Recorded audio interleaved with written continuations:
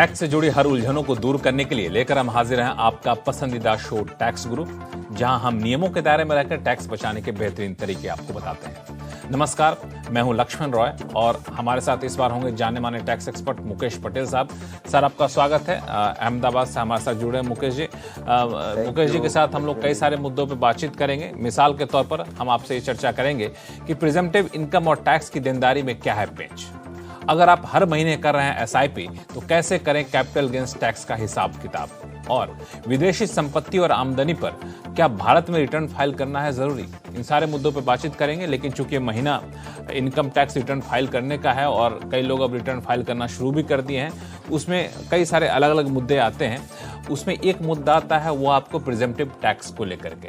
यहाँ पे दिक्कत ये होता है कि छोटे कारोबारी होते हैं या प्रोफेशनल होते हैं, उनके लिए प्रिजम्पटिव इनकम का टैक्स बेनिफिट लेने के लिए क्या कुछ खास टिप्स हो सकते हैं, उस पर बातचीत मैं करूंगा। तो मुकेश जी, आपका फिर से स्वागत है। मुझे सबसे पहले तो ये बताइए, कई लोग ये मान के चलते हैं कि जो टर्नओवर है उस टर्नओवर का 6% या 8% हम दिखा दें, या फिर ग्रॉस रिसिप्ट का हम लोग 50% दिखा दें बिजनेस इनकम के तौर पे। तो क्या ये सोचना सही होता है या फिर इसमें कोई दिक्कत आती है? लक्ष्मण जी, आपने सही समय पे सही मुद्दा उठाया है और मेरे ख्याल से हमारे दर्शकों के लिए इसके बारे में पक्का एक ख्याल होना बहुत आवश्यक है। अब ये जो हमारे दो सेक्शंस है 44AD और 44ADA, जैसे आपने बताया 44AD is for business income, कि आपका जो टर्नओवर है उसका जो आपका अदर देन कैश होता है उस पर 6% का प्रॉफिट मार्जिन या कैश में 8% का प्रॉफिट मार्जिन, और अगर प्रोफेशनल में है तो आपकी जो रिसीट्स है उसका 50%। This is the benchmark for the presumptive income. अब कई लोग ये मान के आगे चलते हैं कि हमने, मान लीजिए 1 करोड़ का हमारा टर्नओवर है और हमारा पूरा चेक का कारोबार है, तो 6% के हिसाब से 6 लाख दिखा दिया, तो हमारे बुक्स में भले हमारा 15 लाख का प्रॉफिट है, हमें केवल 6 लाख पर टैक्स भरना है। तो ये समझना आवश्यक है कि ये 6, 8 और 50 जो है, it is not like a standard deduction, जैसे उसका एक परसेंटेज होता है, it's a fixed percentage. This only a benchmark. और सेक्शन ये कहता है कि अगर ये अमाउंट मिनिमम होना चाहिए, या इससे अगर आपने ज्यादा कमाया है और आप क्लेम करते हैं कि हमने ज्यादा कमाया है, तो वो जो हायर अमाउंट है वो भी आपके लिए दिखाना आवश्यक है। लक्ष्मण जी, ये हमारे दर्शकों को हम बताएं। इसमें आपने एक बड़ी अच्छी बात जो साथ में जोड़ दी कि आपने जो दिखाया उससे ज्यादा आमदनी हो रही है, तो कई लोगों को ये डर होता है कि हमने जितना प्रिजम्पटिव टैक्स दिखा दिया, यानी हमें कितनी आमदनी होनी है उसका अनुमान के हिसाब से टैक्स हमने दिखा दिया और पता चला आमदनी उससे ज्यादा हो गई, चाहे बिजनेस इनकम हो या दूसरी आमदनी हो। तो ऐसे मामले में क्या उनको किसी तरह की पेनल्टी वगैरह देनी पड़ सकती है या फिर नहीं, ऐसा नहीं है? लक्ष्मण जी, ये भी समझना इसलिए जरूरी है कि देखिए, आप जिसको हम हमारे अकाउंटिंग की टर्मिनोलॉजी या टैक्स की टर्मिनोलॉजी में ये कहेंगे कि आपने कितनी इनकम कैपिटलाइज की है या कोई भी एसेट के फॉर्म से।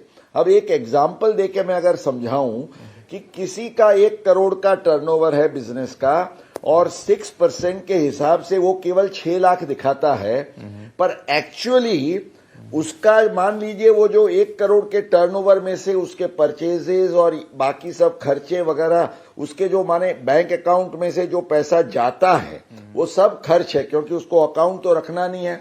तो हम ये भी मान सकते हैं कि जितना पैसा बैंक अकाउंट से उठ के चला वो उसका खर्च हुआ इसके लिए।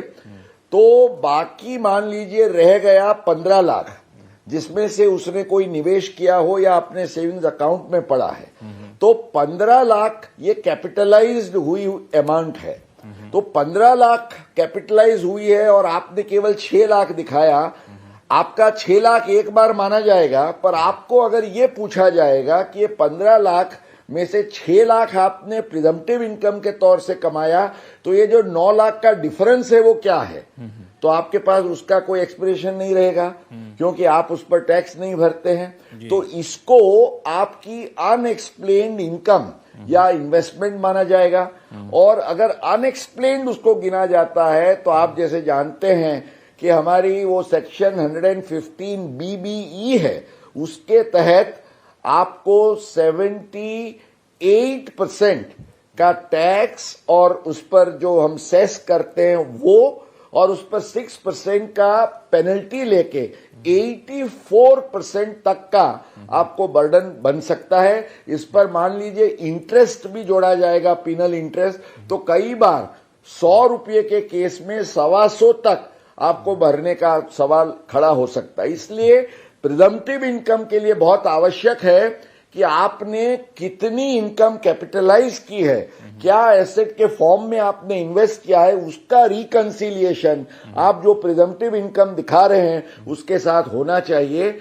अगर ये नहीं करते हैं तो आपके लिए खतरा है लक्ष्मण जी। तो ये प्रिजम्पटिव टैक्स और इनकम का जो मामला है, इस पर थोड़ा सा संभल के आपको रहने की ज़रूरत है, नहीं तो जैसा कि बताया मुकेश पटेल जी ने, आपको थोड़ा सा ये भारी पड़ सकता है। लेकिन एक सवाल जो बार बार हमारे पास आता है दर्शकों का, उसमें काफ़ी दिलचस्प सवाल होता है घर खरीदने और बेचने को लेकर के। काफ़ी लोग घर खरीदते हैं, काफ़ी लोग घर बेच भी रहे हैं। अब चूँकि पिछले कई दिनों से दाम बढ़ रहे हैं तो कोई लोग फ़ायदा उठाना चाहता है, तो कोई लोगों को लगता है कोई और दाम ना बढ़ जाए तो घर खरीदना चाहता है। तो उसमें टैक्स की देनदारी का मामला बड़ा पेचीदा होता है। तो एक सवाल दिल्ली से आया है वासंती देवी शर्मा जी का। दरअसल इनका मामला देखिए, ये दरअसल 1998 में 49,000 में इन्होंने 25 स्क्वायर मीटर का एक प्लॉट खरीदा था, काफ़ी सस्ता में खरीदा था 1998 में 49,000 रुपये का। उसके बाद लगभग 4 लाख में इन्होंने एक रेजिडेंशियल हाउस बनवाया था और जिसे 24 लाख में बेच दिया, 24.5 लाख में उन्होंने बेच दिया। अब उन्हें 15 लाख में नया घर खरीदना है। तो ये पूरा मामला है। अब ये फंस कहाँ रही हैं? फंस ये रही हैं कि ये जानना चाहती हैं कि घर बेचने से जो पैसा इनको मिला है, क्योंकि 24 लाख में घर बेच दिया है, तो बेचने से जो पैसा मिला उसको कब तक अपने सेविंग अकाउंट में रख सकती हैं? ये और भी सवाल है, पहले इसका जवाब दे दीजिए तो बाकी सवाल आपसे पूछूंगा मैं। बिल्कुल लक्ष्मण जी, अब ये वित्तीय वर्ष जैसे हम 23-24 में ये ट्रांजैक्शन उनका सेल का हुआ है, तो उनको समझिए इसका रिटर्न जो है वो अगले जुलाई 2024 में इसका रिटर्न भरना है।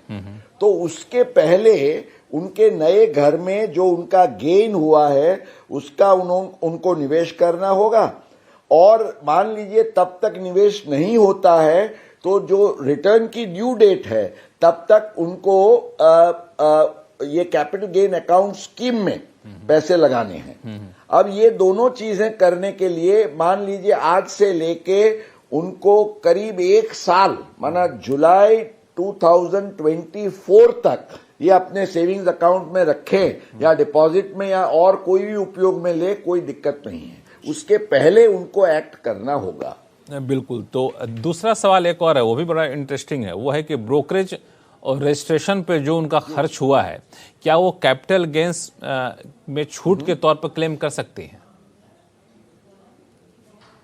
बिल्कुल लक्ष्मण जी, जो टैक्सेबल कैपिटल गेन की हम गिनती करते हैं, computation of taxable capital gains करते हैं, उसमें आपकी जो इंडेक्स्ड कॉस्ट ऑफ एक्विजिशन बनती है वो तो आपको डिडक्शन के तौर पे मिलती है, पर इसके सिवा आपने जो माना कुछ भी ट्रांजैक्शन ट्रांसफर का जो किया है, परचेज का है इस केस में या तो सेल का है, तो जो भी खर्च आपने किया है, so brokerage is an expense directly connected with the transfer. और मान लीजिए उनको स्टैंप ड्यूटी का भी कोई खर्च बेयर करना पड़ा हो, तो ऐसा कोई भी माना ब्रोकरेज हो, रजिस्ट्रेशन फीस हो, स्टैंप ड्यूटी हो, ये सब खर्च इनको अपने टैक्सेबल कैपिटल गेन के कॉम्प्यूटेशन में से डिडक्शन के तौर से मिलते हैं। बिल्कुल। तो ये बड़ी अच्छी खबर है कि ब्रोकरेज और रजिस्ट्रेशन जैसे मुद्दों पे खर्च होता है तो आप उसको क्लेम कर सकते हैं। लेकिन हालांकि बता भी रही है कि कैपिटल गेन में जो छूट मिलेगी उस छूट के पैसे से वो नए घर की मरम्मत कराएंगे, कंस्ट्रक्शन कराएंगे और वॉशिंग मशीन खरीदने का भी इरादा है। तो मुझे लगता है कि छूट मिलेगी तो अच्छी बात है, ये सारे अपने सपने पूरे कर सकेंगे। चलिए अब चलते हैं, एक सवाल लेते हैं नोएडा से, जो कि एम सुभाष जी का है। वो हमारे साथ फोन लाइन पर जुड़ चुके हैं। सुभाष जी नमस्कार। नमस्कार जी, नमस्कार। कैसे हैं आप? आपका फोन बहुत देर से बिजी था। बहुत बढ़िया। आपका ये प्रोग्राम मैं बहुत केयरफुली हर प्रोग्राम देखता रहता हूँ जी, बहुत बहुत और इस धन्यवाद। बार मैंने सोचा कि मेरा भी एक क्वेरी है बिल्कुल कि मेरे ऑर्गेनाइजेशन से मुझे ना कुछ गोल्ड कॉइन्स मिले हैं। अरे वाह, आपका अब ऑर्गेनाइजेशन इनको बड़ा मैं ही अमीर बेचता है। हूँ मार्केट में, तो क्या उसमें गिफ्ट टैक्स या कोई कैपिटल गेन्स लगेगा या कुछ नहीं लगेगा? मैंने कहा कि आपका ऑर्गेनाइजेशन आपका बड़ा ख्याल रखता है, सोने के सिक्के आपको गिफ्ट के तौर पर देता है। सिस्टम बना था कि जैसे किसी की 15 साल का सर्विस हो गया, 25 साल का हो गया, अच्छा, या रिटायरमेंट पे वो मिलता है gold medallion. It is of MMTC. अरे वाह। वो एमएमटीसी का ही है। आप कितने साल से हैं अपने ऑर्गेनाइजेशन में? कंपनी का नाम भी डाला हुआ है, बट मेरे पास कोई उसका प्रूफ नहीं होगा। आप कितने साल से हैं अपने ऑर्गेनाइजेशन में? अभी तो मैं रिटायर हो गया हूँ। 38 इयर्स हो गए मेरे को सर्विस करते हुए। अरे वाह, बहुत बहुत अच्छी बात है। क्या सुझाव देंगे पटेल साहब इनको? हाँ सुभाष जी, अब आपका बहुत ही इंटरेस्टिंग क्वेश्चन है। सबसे पहले तो दो चीजें हैं इसमें। आपने ये सवाल पूछा कि जब सोने के सिक्के किसी को दिए जाते हैं तो क्या इस पर कोई टैक्स लगता है या नहीं। अब देखिए, आप एम्प्लॉई हैं, अगर आपको कोई गेम्स में ये सिक्का मिला हो तो वो बात अलग है, because then it is a prize money, तो उसमें आपको सीधा टैक्स नहीं भरना होगा। या अगर ये नजरिया किया जाए कि आपको किसी ने गिफ्ट दिया है तो भी उसमें 50,000 की वैल्यू की लिमिट का जिक्र किया जा सकता है। पर अगर आपको एम्प्लॉयर ने अपने रेगुलर कोर्स में दिया है तो 5,000 रुपये से ज्यादा अगर आपको कोई भी ऐसी चीज मिलती है तो इसको परक्विजिट माना जाता है। तो ये आपको ख्याल रखना है कि ये आपको कब दिया गया, कैसे, कौन से कॉन्टेक्स्ट में दिया गया, दैट्स नंबर 1। नंबर 2, जब दिया गया उसकी वैल्यू उस टाइम क्या थी। आज तो काफी ज्यादा हो सकती है। अब आपने बताया ये कई सालों का ये आपका एक्यूमुलेशन है, तो आपको एक तो एविडेंस ये देना होगा, क्योंकि अगर आप यूं ही कहेंगे कि ये मेरा सिक्का है, मेरे एम्प्लॉयर ने दिया था और उसका कोई आप प्रमाण नहीं दे सकते हैं, तो इसको आपका अनएक्सप्लेन्ड इन्वेस्टमेंट भी माना जा सकता है। बट इफ जैसे आपने अपने सवाल में कहा है कि आपके इस सिक्के पर एम्प्लॉयर का वो सील वगैरह है, तो आप जरूर कह सकते हैं और उस पर साल भी लिखी हुई है, तो वो साल का जो भी प्राइस होगा उसके हिसाब से आप उसकी कॉस्ट गिन के, उसकी इंडेक्स कॉस्ट की गिनती आज के हिसाब से अभी जो 348 है इंडेक्स कॉस्ट ऑफ एक्विजिशन के लिए, उसकी गिनती करते हुए आपका टैक्सेबल कैपिटल गेन आप अगर बेचते हैं तो क्या आपकी वैल्यू बनती है, उसके हिसाब से आप उसका कैलकुलेशन कर सकते हैं। 20% के लॉन्ग टर्म कैपिटल गेन का टैक्स भरना होगा। सुभाष जी, क्लियर है? कंफ्यूजन तो नहीं है कोई? नहीं, कोई कंफ्यूजन नहीं, बहुत एब्सोल्युटली क्लियर है। चलिए, चलिए फिर भी आगे भी कोई भी सवाल हो तो आप हमसे संपर्क करिएगा। और फिलहाल वक्त है छोटे से ब्रेक का। ब्रेक के बाद बताएंगे कि मंथली एसआईपी से होने वाली आमदनी पर कैसे कैलकुलेट करें long term capital gains tax, बताएंगे छोटे से ब्रेक के बाद। ब्रेक के बाद एक बार फिर से आपका स्वागत है। आप देख रहे हैं टैक्स गुरु और आपके सवालों का जवाब देने के लिए हमारे साथ हैं जाने माने टैक्स एक्सपर्ट मुकेश पटेल साहब, अहमदाबाद से जुड़े हुए हैं। मुकेश जी, लोगों के सवाल ने, लेकिन इससे पहले एक मुद्दा है, वो ये है कि आप कई सारे मामलों पे आप कहते हैं कि आप डिडक्शन ले सकते हैं, अगर खर्च करते हैं तो बिजनेस इनकम वाले, कंसल्टेंसी वाले डिडक्शन ले सकते हैं। लेकिन कई लोग ऐसे भी हैं जिनको ब्याज से मोटी आमदनी होती है अलग अलग स्रोत से, कई कमीशन के जरिए आमदनी कमाते हैं अलग अलग स्रोत से, तो वो अकेले हिसाब किताब रखना मुश्किल होता है, तो कई बार अकाउंटेंट रख लेते हैं या फिर कुछ ऐसे खर्च कर देते हैं। तो क्या ये इन मुद्दों पे जो खर्च होता है, अकाउंटेंट को पैसे देना, स्टाफ को पैसे देना, तो क्या उसको भी डिडक्शन के तौर पर क्लेम कर सकते हैं? बिल्कुल कर सकते हैं लक्ष्मण जी, और ये आपने बहुत अहम सवाल खड़ा किया है और इसका जवाब सीधा section 57 of the income tax act से हमें मिलता है। जहां कहा गया है कि अगर आपने इनकम फ्रॉम अदर सोर्सेस कि कोई भी सोर्स ऑफ इनकम कमाई है सिवा की डिविडेंड, जिसमें एक रिस्ट्रिक्शन है कि केवल इंटरेस्ट ही आपको डिडक्शन मिल सकता है, लेकिन इसके सिवा और इंटरेस्ट कमीशन वगैरह सब कुछ है। तो ये कमाने के लिए अगर आपने कोई भी खर्च किया हो which is not in the nature of a capital expenditure, वो आपको मिल सकता है। तो this can be the accountant salary, आपका बैंक चार्जेस हो सकता है, कोई आपके क्लर्क के आपने कोई असिस्टेंस लिया है उसके लिए भी आपने कुछ खर्च किया है, तो ये सब आपको डिडक्शन मिल सकता है। और आपके आईटीआर में there is a specific column where you can claim this as an expenditure under the schedule OS. तो हमारे दर्शकों के लिए अगर आपके पास ये ऐसा कोई भी खर्च हो आप जरूर क्लेम कर सकते हैं। और दो चीजों का ख्याल रखें, इनकम टैक्स रिटर्न फाइल करते वक्त सेक्शन ओएस और शेड्यूल ओएस आपने कहा, और सेक्शन 58 का हवाला दिया आपने। कौन सा सेक्शन बताया था सर आपने? 57 सेक्शन 57 के तहत आप क्लेम कर सकते हैं, और आईटीआर में बजाबता इसके लिए कॉलम होता है, उसमें आप इसको दर्शाइए और बिल्कुल इस पैसे का क्लेम करिए और अपना टैक्स बचाइए। चलते हैं आगरा, जहां से आनंद मोहन सिंघल साहब हमारे साथ फोन लाइन पर जुड़ चुके हैं। आनंद मोहन जी नमस्कार। नमस्कार, कैसे हैं आप? ठीक है। आवाज से लग रही है कि आप सीनियर सिटीजन हैं।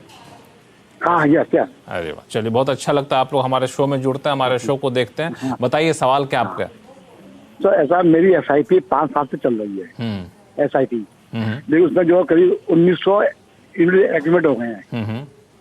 मैं 1000 यूनिट बनाऊँ तो ये लॉन्ग कैपिटल गेन कैसे कैलकुलेट होगा? बजे ठीक है, 1000 यूनिट आधे कराऊँ, 5 कराऊँ तो मतलब ये हर महीने आप पैसा जमा करते हैं SIP में, और ये जो है सो 1000 यूनिट के आसपास पहुंच चुका है। अब इनका जानना है कि इसमें 1000 यूनिट रिडीम करना है इनको, और ये जानना चाहते हैं कि इसमें क्या long term capital gains tax का कैलकुलेशन होगा, तो कैसे किया जाए? बिल्कुल लक्ष्मण जी, ये एक तो पीरियड ऑफ होल्डिंग में अगर इनका ये इक्विटी का है इसलिए इस पर 1 साल का वो होल्डिंग पीरियड होता है। और जो कॉस्ट है आपका, रेट ऑफ टैक्स तो हम जानते हैं 10% का है इक्विटी ओरिएंटेड फंड में। कॉस्ट का जो मामला है उसको आपको फर्स्ट इन फर्स्ट आउट के मेथड से, माना आपने जब से लेके निवेश किया उसकी एवरेज प्राइसेस आपकी है, उसके हिसाब से जब तक आपने यूनिट्स रिडीम किए उसकी वैल्यू की कॉस्ट गिनते हुए आपकी सेल रिडेम्पशन प्राइस का डिफरेंस जो है उस पर 10% का सरचार्ज के साथ सेस के साथ आपको टैक्स लगेगा। आनंद मोहन सिंघल साहब, सवाल का जवाब मिल गया, संतुष्ट हैं आप? समझ चलिए, तो आप इस तरीके से आप टैक्स का कैलकुलेशन कर सकते हैं। और फिलहाल वक्त हो चला छोटे से ब्रेक का। ब्रेक के बाद आपको बताएंगे कि विदेश में अगर आपकी कोई संपत्ति है उससे पैसे आ रहे हैं, कोई आमदनी हो रही है उससे पैसे आ रहे हैं, तो फिर कैसे उस पर टैक्स भरें और क्या रिटर्न फाइल करना जरूरी है क्या, इन सारे मुद्दों पर बातचीत करेंगे छोटे से ब्रेक के बाद। एक बार फिर से आपका स्वागत है, आप देख रहे हैं टैक्स गुरु, और चलते हैं पंजाब, जहां से राजकुमार गर्ग साहब हमारे साथ फोन लाइन पर जुड़ चुके हैं। गर्ग साहब नमस्कार, कैसे हैं आप? नमस्कार सर, ठीक हूँ, आप कैसे हैं? मैं बहुत बढ़िया हूँ, थैंक यू सो मच। बताएं क्या सवाल है आपके पास? सर पहले तो मैं आपका प्रोग्राम बहुत देर से देख रहा हूँ, जब से लखोटिया सिंह थे तब से देख रहा हूँ। अरे वाह, बहुत बहुत धन्यवाद। पहली बार है कि मेरा सवाल आपके प्रोग्राम में आ गया। नहीं, ये तो गलत बात है, आपको हमेशा सवाल पूछते रहना चाहिए। आपको मैं पूछता तो रहता हूँ सर, कई बार वो बारी में नहीं आता। चलिए बताएं। तो ये मेरा सवाल ये था कि मेरी बिटिया US में पढ़ रही है। हेलो, हाँ सुन रहा हूँ, बताएं। बिटिया आपकी US में पढ़ रही है। सितंबर 2021 में वो US से पढ़ने के लिए गई थी, तो लास्ट ईयर रिटर्न हमने उसके एज रेजिडेंट इंडियन फाइल कर दी थी। अब इस बार जो रिटर्न फाइल करनी है तो वो कैसे फाइल होगी, क्योंकि उसके इंडिया में कोई इनकम नहीं है other than saving account, interest and PPF interest, और US में जो उसकी इनकम थी वहां उसने रिटर्न भर के वो टैक्स वहां भर दिया। जो ये फाइनेंशियल ईयर 23-24 असेसमेंट ईयर 23-24 की रिटर्न है वो कैसे भरी जाएगी उसकी, वो पूछना था। ठीक है, बिल्कुल राजकुमार जी, आपके लिए एक तो ख्याल रखिए आपकी डॉटर का स्टेटस रहेगा नॉन रेजिडेंट, क्योंकि 22-23 के वित्तीय वर्ष में वो इंडिया में बहुत कम समय रही है, और एक बार वो नॉन रेजिडेंट है तो उसको अपनी फॉरेन की जो इनकम है वो इंडिया में दिखानी नहीं है, फॉरेन की कोई एसेट्स भी उसको यहां दिखानी नहीं है, शेड्यूल FA जिसको हम कहते हैं। केवल इंडिया की इनकम जो है वो तो बहुत नॉमिनल है, तो टैक्स भी अगर कोई कटा नहीं हो, आपको रिफंड भी लेना नहीं हो, तो रिटर्न भरना भी आपके लिए आवश्यक नहीं है। अगर आप भरना चाहते हैं तो भरिए, केवल ये 2000-5000 की जो इनकम है वो दिखाते हुए आप नील का ITR भर सकते हैं। चलिए गर्ग साहब, आपके तो सवालों के जवाब को बेहद ही आसान कर दिया। आपको रिटर्न फाइल करने की भी जरूरत नहीं, अगर आप चाहें तो रिटर्न फाइल नहीं भी कर सकते हैं, तो कोई टेंशन लेने की जरूरत नहीं है। और मुकेश पटेल साहब, आपका बहुत बहुत शुक्रिया सभी सवालों का जवाब देने के लिए, वो भी बेहद ही आसान भाषा में। और टैक्स गुरु में फिलहाल इतना ही। देखते